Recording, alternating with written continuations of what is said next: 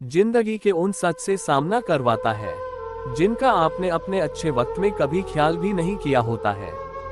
किसी दूसरे के जीवन के साथ पूर्ण रूप से जीने से अच्छा है कि हम अपने समय के भाग्य के अनुसार अपूर्ण जिए। जीवन को भगवान से जोड़ दो, सब भगवान पर छोड़ दो।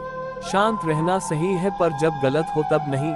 खुश या मन की एक स्थिति है, बाहरी दुनिया से इसका कोई लेना देना नहीं है। जीवन न कल में है न आज में है, जीवन इस पल में है, इस पल का अनुभव ही जीवन है। हम दुनिया से कभी शांति नहीं पा सकते जब तक हम खुद अंदर से शांत ना हो।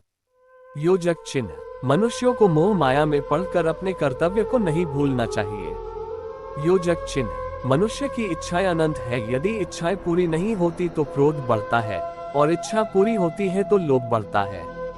इसलिए जीवन की हर स्थिति में धैर्य बनाए रखे तथा इच्छाएं सीमित रखे। योजक चिन्ह: अगर तुम मनुष्य अपना कल्याण चाहते हो तो सभी उपदेशों, सभी धर्मों को छोड़कर मेरी शरण में आ जाओ, मैं कृष्ण तुम्हें मुक्ति प्रदान करूंगा। योजक चिन्ह: कर्मयोगी अपने मन और बुद्धि की शुद्धि के लिए ही अपने शरीर, मन, बुद्धि और इंद्रियों के साथ आसक्ति रहित होकर कर्म करते हैं। योजक चिन्ह: हे अर्जुन, मैं सर्वज्ञ हूँ, मैं इस सृष्टि का रचनाकार हूँ, मैं भूत, वर्तमान और भविष्य के सभी प्राणियों को तथा उनके विचारों को जानता हूँ, किंतु वास्तविकता में कोई नहीं जानता है, ना ही समझता। जीवन से जो मिले उसे माथे लगाकर अंगीकार कर लो।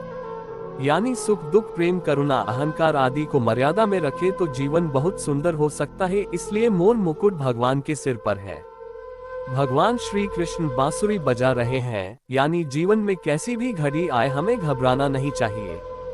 भीतर में शांति हो तो जीवन सफल हो जाएगा। ऐसे ही अगर भक्ति पानी है तो अपने भीतर शांति कायम करने का प्रयास करें। भगवान के गले में वैजंती माला है, ये कमल के बीजों से बनती है।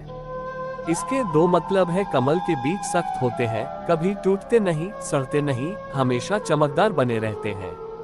भगवान कह रहे हैं जब तक जीवन है तब तक ऐसे रहो जिससे तुम्हें देखकर कोई दुखी ना हो।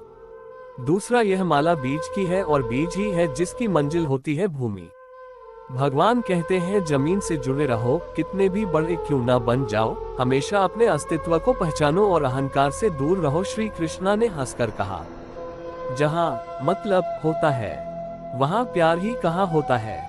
श्री कृष्ण कहते हैं कि जिस प्रेम के रिश्ते में स्वार्थ, अहंकार या मतलब होता है वह रिश्ता प्रेम का रिश्ता कभी नहीं कहला सकता, क्योंकि प्रेम के रिश्ता निस्वार्थ होता है, यानी प्रेम के रिश्ते में कोई स्वार्थ नहीं होता।